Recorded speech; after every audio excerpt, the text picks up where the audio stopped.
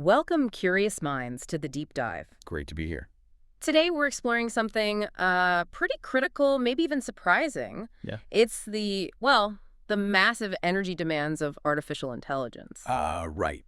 It's a huge topic. Exactly. We're going to unpack how AI's, incredible thirst for power is pushing some huge tech companies The big ones. towards getting their own private energy supplies, Yeah. often turning straight to nuclear power. And the implications of that are significant. For sure. What it could mean for tech, obviously, but also for, well, our whole global energy setup. Our insights for this discussion today, they're drawn from a really fascinating article by the Coin Bureau. Yeah, it really lays out this, complex web of tech, energy, and some very big corporate moves. Right. So our mission really is to get a handle on how AI's just explosive growth is making Silicon Valley think, okay, we need our own power. Beyond the public grid. Exactly. Stepping away from relying solely on that. And, what does this mean for you, for your energy bill?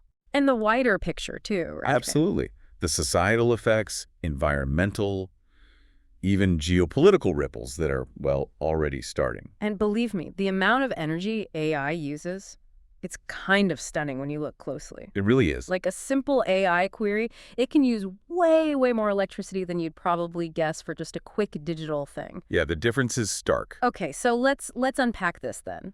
The main idea from the article is AI is just guzzling electricity like never before. Unprecedented rates, yeah. We're talking giants like Microsoft, Google, Amazon, Meta, and they're not just building huge data centers sort of near power plants for, convenience. No, it's more direct than that. The article makes it clear they're putting them right next to these plants, like literally adjacent. Out of necessity, basically. Exactly, necessity.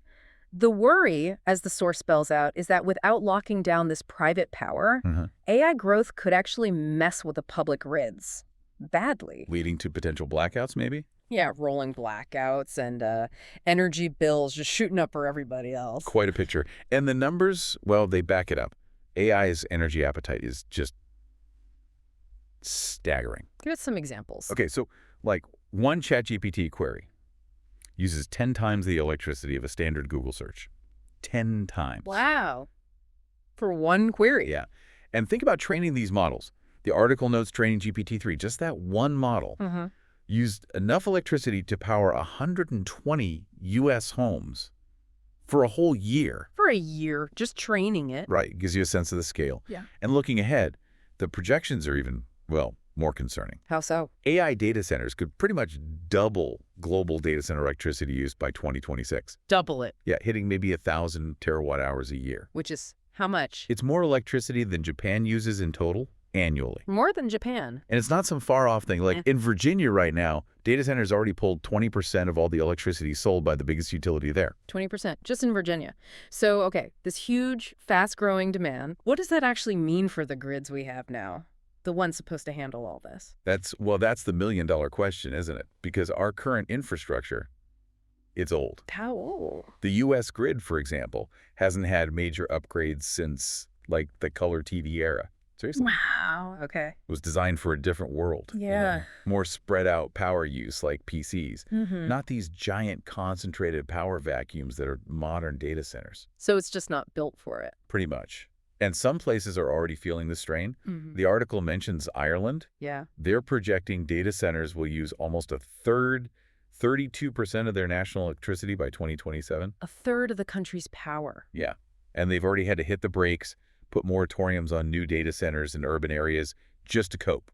So the system's creaking. It's like, trying to run a supercomputer on wiring from the 70s. The digital demand is hitting up against really old physical limits. That really does paint a concerning picture for the grid. It does. So with all that pressure building, it kind of makes sense these companies are looking for other options. Absolutely. Direct solutions. And the article says they're going right to the source, aren't they?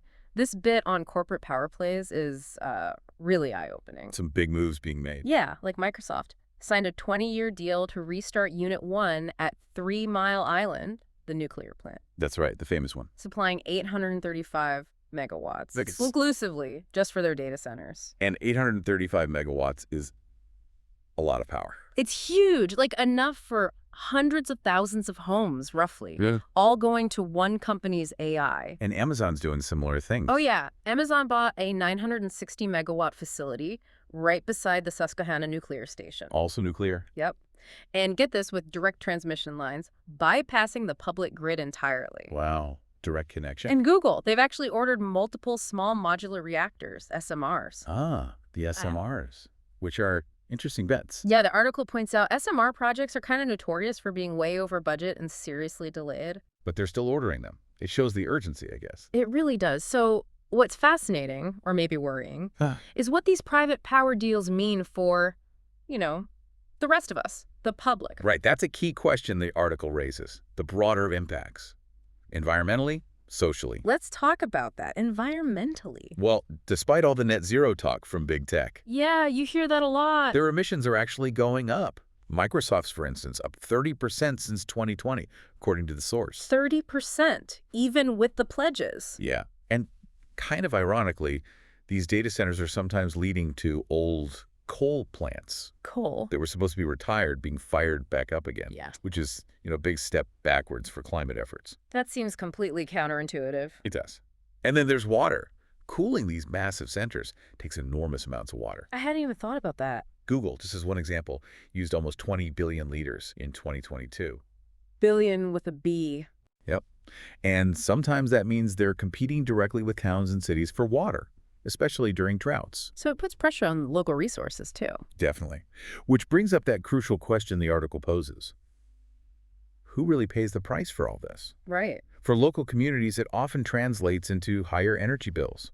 Utilities have to upgrade infrastructure to support these data centers. And they pass the costs on. Effectively, yeah. Yeah. Residential customers end up sort of subsidizing these tech giants. So the economic upside for the local area, maybe not what it seems. You mentioned states giving massive tax breaks for these centers? Exactly. They offer huge incentives. But what's the actual return in terms of, say, jobs? Well, that's another point the article highlights. The job creation is often surprisingly minimal. Really? Yeah. Frequently fewer than 50 permanent jobs come out of these deals, despite millions, sometimes hundreds of millions, in tax breaks. Fewer than 50 jobs for that kind of investment and resource draw. It makes you pause, right? Makes you wonder who the primary beneficiaries are. And there's another layer too, private equity. They're increasingly buying into data center REITs, real estate investment trusts. Okay. What does that mean? It could mean that financial risks associated with these huge investments get shifted onto things like pension funds, which invest in REITs. Shifting the risks. And the whole nuclear revival itself. While it looks like a tech solution, it also tends to benefit well-connected insiders, including potentially some of the same tech leaders who have financial stakes in these reactor projects. Okay, so there are layers of financial interests involved here, too. Definitely seems that way, based on the source material. So, okay, this is happening at this massive corporate and infrastructure level. What does it mean for you listening, the consumer, the investor, maybe? Right. Let's talk potential ripple effects. Possible plays and risks, as the article sort of finds it. Yeah. Well, from an investment angle, if this nuclear boom really accelerates, commodities like uranium could definitely see a surge in demand and price. Okay. Makes sense. Okay, uranium. What else? Infrastructure stocks seem like a potential beneficiary, too. Companies making the nuts and bolts. Like what? Transformers, cooling systems, backup power generators. All the stuff needed to build and support these massive energy demands. Right, the support systems. Exactly. And for individuals, just thinking practically. Yeah, what can people do? The article suggests things like home solar panels and battery storage systems. They might become a really valuable hedge against potential blackouts if the grid gets too strained. So, like building your own energy resilience. Kind of, yeah. Securing your own backup just in case. Okay. So the situation here in the U.S. is clearly complex and challenging. To say the least. But we need to remember this isn't just happening in the U.S., right? This is global. Absolutely. It's crucial to see the bigger picture. So what are other major players doing? How does this shift things globally? That's where the geopolitical angle the article touches on gets really interesting. For sure. You look at China, for instance. They're building out renewable energy and nuclear capacity at just a staggering pace. Unbelievable speed. And the implication there is? Well, it could potentially give them a significant edge in the race for AI dominance. just by having the power infrastructure ready, Yeah. maybe outpacing the U.S. Wow. So energy infrastructure becomes a key part of AI leadership. It seems increasingly likely. Meanwhile, you look at Europe, What's their approach? they seem to be taking a maybe slower, but arguably more sustainable path How so? by imposing stricter rules. Things like energy efficiency standards for data centers, requirements to recover and reuse waste heat. Trying to manage the demand side more proactively. Exactly. Yeah. So different strategies, different regions, all grappling with the same fundamental challenge. And that could reshape, who leads the AI charge long term. Which brings us neatly, or maybe not so neatly, to what the article calls the coming crunch. Yeah, the crunch. It's a stark warning. What's the core message there? The article projects that, basically, without some kind of significant intervention, the U.S. could realistically be facing widespread summer blackouts within the next few years. Within years, wow. Yeah. And what's really striking is how the problem is framed. It's described as potentially self-inflicted. Self-inflicted? How? Well, the report suggests that options exist to avoid a crisis, like maybe pausing the most energy-intensive AI development for a bit, or pricing energy in a way that actually reflects its true costs, including the grid strain. But those kinds of measures obviously clash head-on with the huge corporate incentives driving AI growth as fast as possible. Right. The push for innovation and market share is immense. Exactly. So it creates this really difficult situation, a tough path forward. Wow. Okay. So just to quickly wrap up what we've covered in this deep dive. Yeah, let's recap. AI's growth is just phenomenal, but it's incredibly power-hungry, ravenous even. Putting immense strain on energy grids globally. Which is driving these tech giants to make these big private power deals, often involving nuclear energy. Right. And these deals have really significant knock-on effects. Environmentally, socially, geopolitically, things we're only just starting to really understand. When you connect all those dots. Yeah, it's not just about needing more power plants. It feels like a fundamental shift in who controls our energy future. And whether that future prioritizes the public grid or private corporate needs. It's a really complex set of choices ahead. Indeed. And it just underscores how vital it is for all of us to think critically about these developments in tech and energy. Really understand what's at stake. Especially as these trends are only accelerating, we need to stay informed. Absolutely.